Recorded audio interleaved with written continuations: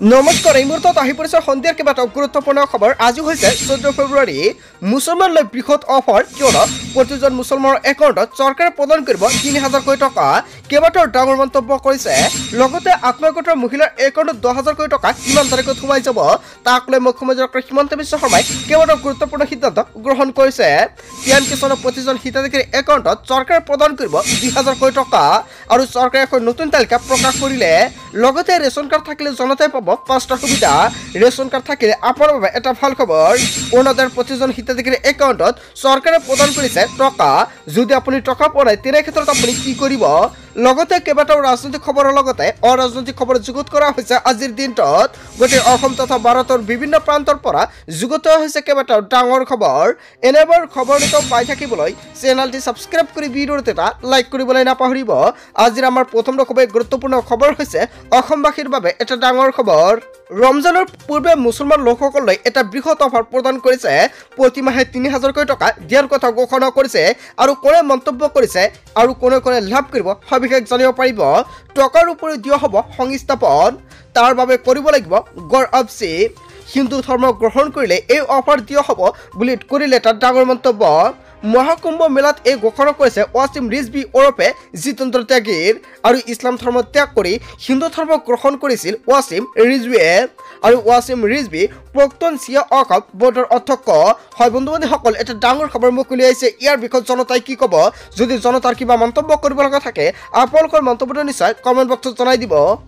তাৰপিছত অসমবাসী ৰাইজক জনাইছো আমাৰ পৰৱৰ্তী খুবেই গুৰুত্বপূৰ্ণ খবৰ। লগতে ডাঙৰ খবৰ, পবিত্ৰ ৰমজান মাহৰ বাবে মুছলমান ৰাইজলৈ এটা ভাল খবৰ দিলে। ৰোজা আৰু ইফতাৰৰ বাবে দিয়া হ'ব বিশেষ সুবিধা। ইফতাৰৰ বাবে কৰ্মচাৰীয়ে ১ ঘণ্টা পূৰ্বে এৰিব পাৰিব কাৰ্যালয়। চৰকাৰী কৰ্মচাৰীসকলেও নামাজ আদায় কৰিব পাৰিব।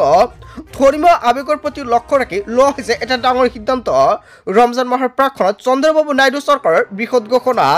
চন্দ্ৰবাবু নাইডু চৰকাৰৰ ঘোষণাক লৈ উত্তেজিত হৈ পৰিছে মুছলমান সমাজ। হয় বন্ধু-বান্ধৱীসকল, এটা ভাল খবৰ, এটা গুৰুত্বপূৰ্ণ খবৰ আহি পৰিছে। আচলতে চন্দ্ৰবাবু নাইডুৱে যিখন পন্থা হাতত লৈছে, যদি জনতাৰ কিবা মন্তব্য কৰিব লগা থাকে আপোনাৰ মন্তব্যটো নিশ্চয় জনাই দিব কমেণ্ট বক্সত।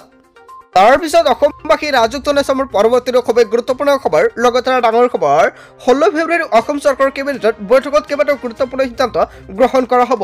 সাংসদ গৌৰৱ গগৈৰ সন্দৰ্ভত কি হ'ব আলোচনা। ৰাজ্যৰ মুখ্যমন্ত্ৰী ডক্টৰ হিমন্ত বিশ্ব শৰ্মাৰ বিশেষ ফেচবুক পোষ্ট। আৰু ফেচবুক পোষ্টযোগে মুখ্যমন্ত্ৰী ডক্টৰ হিমন্ত বিশ্ব শৰ্মাই কেইবাটাও ডাঙৰ মন্তব্য কৰিছে। সম্প্ৰতি প্ৰকাশ হোৱা তথ্যসমূহৰ ৰাষ্ট্ৰীয় সুৰক্ষাৰ ওপৰত প্ৰভাৱ আছে নেকি, এনেকুৱাকৈ মন্তব্য কৰিছে মুখ্যমন্ত্ৰী ডক্টৰ হিমন্ত বিশ্ব শৰ্মাই। সাংসদগৰাকীৰ সন্দৰ্ভত প্ৰকাশ হোৱা তথ্যক লৈ হ'ব আলোচনা, কিয়নো নিৰপেক্ষ আৰু পুংখানুপুংখভাৱে কৰা হ'ব মূল্যায়ন। কেইবাটাও ডাঙৰ মন্তব্য কৰিছে মুখ্যমন্ত্ৰী ডাঙৰীয়াই। আৰু গৌৰৱ গগৈক লৈও কেইবাটাও গুৰুত্বপূৰ্ণ সিদ্ধান্ত গ্ৰহণ কৰিব কেবিনেটত। পক্ষপাতিহীন দৃষ্টিকোণেৰে যিকোনো প্ৰয়োজনীয় পদক্ষেপ গ্ৰহণ কৰিব কেবিনেটে।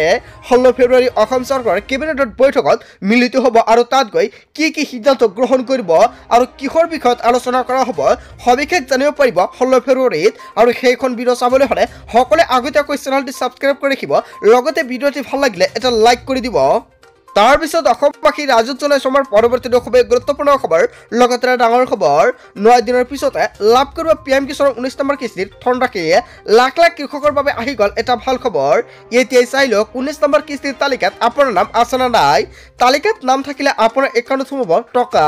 চৰকাৰে প্ৰকাশ পাইছে এখন নতুন তালিকা আৰু চৰকাৰে নতুনকৈ এখন তালিকা প্ৰকাশ পাইছে ধন লাভ কৰা হিতাধিকাৰীৰ তালিকা। অতি সহজতে কম সময়ৰ ভিতৰতে চাব পাৰিব তালিকাখনত আপোনাৰ নাম আছে নে নাই। তালিকাত যদি নাম নাই তেনে ক্ষেত্ৰত 9 দিনৰ ভিতৰত কৰক অভিযোগ। আৰু অভিযোগ দিয়াৰ পিছতে আপুনি লাভ কৰিব টকা। অভিযোগ কৰাৰ পিছতে আপুনি লাভ কৰিব পিএম কিষাণৰ 19 নম্বৰ কিস্তিৰ ধনৰাশি। 24 ফেব্ৰুৱাৰীত কোটি কোটি কৃষকৰ একাউণ্টত সোমাব পাৰে পিএম কিষাণৰ টকা। পুৱাতে 19 নম্বৰ কিস্তিৰ ২০০০ কোটি টকা লাভ কৰিব কৃষকসকলে। ডিবিটি যোগে লাভ কৰিব এই ধনৰাশি। ধন লাভৰ পূৰ্বে শীঘ্ৰ কৰক আপুনি KYC। তালিকাত চাই লওক প্ৰথমতে আপোনাৰ নামটো আছে নে নাই। যদি নামটো আছে তেনে ক্ষেত্ৰত আপোনাক KYC কৰিব লাগিব। ধন লাভৰ পূৰ্বে কৃষকে KYC কৰাটো বাধ্যতামূলক। ধন মোকলাই দিয়াৰ পূৰ্বে যদি আপোনাৰ বেংক একাউণ্টত কিবা আপডেট কৰিবলগীয়া আছে অতি শীঘ্ৰে আপডেট কৰি লৈ লওক। পিএম কিষাণ এপৰ জৰিয়তে কৰিব পাৰিব আপুনি KYC। অনলাইন অথবা CSC চেণ্টাৰত গৈ আপুনি কৰিব পাৰিব KYC। আপুনি কেনেকুৱাকৈ KYC কৰিব যদি নাজানে নিশ্চয় কমেণ্ট কৰি জনাব। নেক্সট ভিডিঅ'ত সম্পৰ্ক জনাই দিম।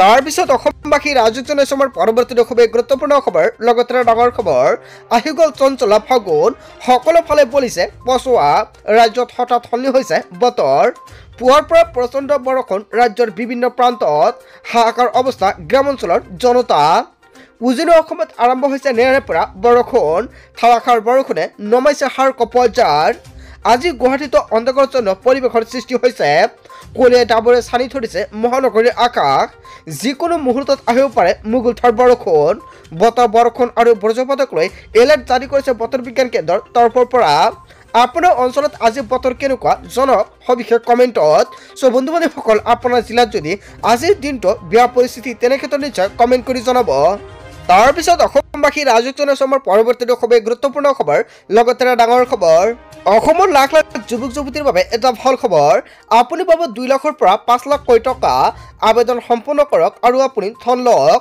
আপোনাৰ হাতত মাত্ৰ এটা মাহ বাকী আছে আৰু এটা মাহৰ ভিতৰতে আপোনালোকৰ আবেদন কৰিব লাগিব উদ্যমী যুৱক যুৱতীৰ সাৰথি হ'ব এই ধন তেওঁলোকে আৰম্ভ কৰিব পাৰিব নিজৰ ব্যৱসায় আৰম্ভ হৈ গ'ল মুখ্যমন্ত্ৰী আত্মনিৰ্ভৰ অসম অভিযান 2.0 আবেদন প্ৰক্ৰিয়া 2 পৰা 5 লাখ টকালৈকে দিয়া হ'ব ৰাজসাহায্যযুক্ত ধনৰাশি আবেদন কৰিবলৈ এতিয়া আপুনি লগইন কৰক cm888.assam.gov.in পৰ্টেলত সাবমিট ইউৰ এপ্লিকেশ্যনত ক্লিক কৰক তথ্য পূৰণ কৰক প্ৰকল্প প্ৰতিবেদন আপলোড কৰক তাৰ পাছত সেভ ইন নেক্সটত ক্লিক কৰক ইয়াৰ পিছতে অনুষ্ঠিত হ'ব সাক্ষাৎকাৰ ৭৫,০০০ যুৱক যুৱতী নিৰ্বাচিত হ'ব এই আঁচনিৰ বাবে আৰু ইয়াৰ উপৰি 1 লাখ যুৱক যুৱতীয়ে ভৱিষ্যতে লাভ কৰিব এই আঁচনিৰ সুবিধা মুখ্যমন্ত্ৰী ডক্টৰ হিমন্ত বিশ্ব শৰ্মাই কেইবাটাও গুৰুত্বপূৰ্ণ সিদ্ধান্ত গ্ৰহণ কৰিছে যুৱক যুৱতীৰ বাবে তাৰ পিছত অসমবাসী ৰাজুক জনাইছে আমাৰ পৰৱৰ্তী খুবেই গুৰুত্বপূৰ্ণ খবৰ লগতে ডাঙৰ খবৰ অৰুণোদয় বৃদ্ধ পেঞ্চন দিব্যাংগ বিধৱা পেঞ্চন ধন সোমালে নাই আপোনাৰ একাউণ্টত টকা যদি আপুনি পোৱা নাই তেনে ক্ষেত্ৰত এতিয়াই দিয়ক অভিযোগ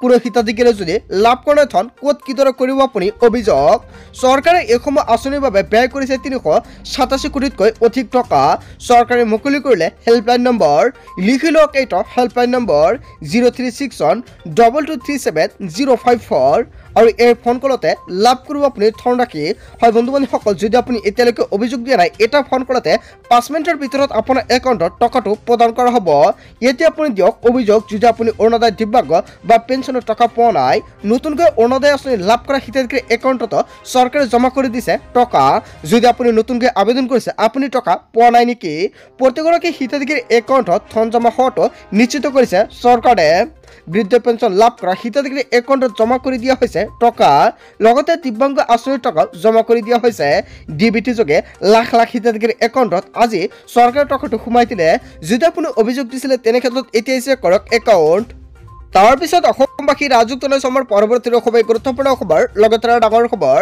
মহিলাসকলৰ বাবে এটা ডাঙৰ খবৰ লাখপতি বাইদেউক লৈ নিৰ্মাণ কৰা হ'ব মিলনৰ বাইদেউ হিচাপে ডিব্ৰুগড়ত পতাকা উত্তোলন কৰি অসমৰ মুখ্যমন্ত্ৰী ডক্টৰ হিমন্ত বিশ্ব শৰ্মাই মহিলাসকলৰ বাবে দিছিলে এটা ভাল খবৰ উদ্যমিতা আঁচনিৰ অধীনত মহিলাসকলে লাভ কৰিব 10,000 টকা কিন্তু কিমান তাৰিখত অসমৰ মুখ্যমন্ত্ৰী ডক্টৰ হিমন্ত বিশ্ব শৰ্মাই মহিলাসকলৰ একাউণ্টত সোমাই দিব 10,000 টকা ফেব্ৰুৱাৰী মাহৰ 1 তাৰিখত লাখ লাখ মহিলাৰ একাউণ্টত 10,000 টকা দিব বুলি কৈছিল মুখ্যমন্ত্ৰী ডক্টৰ হিমন্ত বিশ্ব শৰ্মাই কিন্তু অসমৰ মুখ্যমন্ত্ৰী ডক্টৰ হিমন্ত বিশ্ব শৰ্মাই ডেটটো চেঞ্জ কৰি দিলে অসমৰ মুখ্যমন্ত্ৰী ডক্টৰ হিমন্ত বিশ্ব শৰ্মাই কোৱা যায় মাৰ্চ মাহত সোমাব আপোনাৰ একাউণ্টত টকা কিন্তু এতিয়া মুখ্যমন্ত্ৰী ডক্টৰ হিমন্ত বিশ্ব শৰ্মাই আকৌ এটা ইংগিত প্ৰদান কৰিছে আৰু অসমৰ মুখ্যমন্ত্ৰী ডক্টৰ হিমন্ত বিশ্ব শৰ্মাই কোৱা যায় এপ্ৰিল মাহত আপোনাৰ একাউণ্টত টকাটো সোমাব পাৰে দ্বিতীয় পৰ্যায়ত 25,000 টকা ৰাজসাহায্যযুক্ত প্ৰদান কৰিব আৰু এই সিদ্ধান্ত গ্ৰহণ কৰিছে তৃতীয় পৰ্যায়ত 1 লাখ টকা বেংকৰ ঋণ আৰু ৰাজসাহায্য হিচাপে প্ৰদান কৰাৰ প্ৰতিশ্ৰুতি দিলে মুখ্যমন্ত্ৰীগৰাকী মহিলাসকলৰ বাবে দিলে এটা ভাল খবৰ কিন্তু কিমান তাৰিখত আপোনাৰ একাউণ্টত মুখ্যমন্ত্ৰী ডক্টৰ হিমন্ত বিশ্ব শৰ্মাই টকাটো প্ৰদান কৰিব